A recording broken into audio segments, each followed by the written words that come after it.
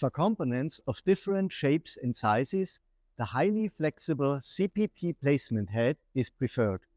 It supports the three placement modes: collect-in-place mode, pick-in-place mode, and mixed mode. Placement of components up to 27 by 27 millimeters in collect-in-place mode and up to 40 by 50 millimeters in pick-in-place mode with the same head are possible. High speed and a wide range of components combined in a single placement head enable optimal line balance between the CP20 head and the twin head. This significantly reduces existing bottlenecks or eliminates them entirely.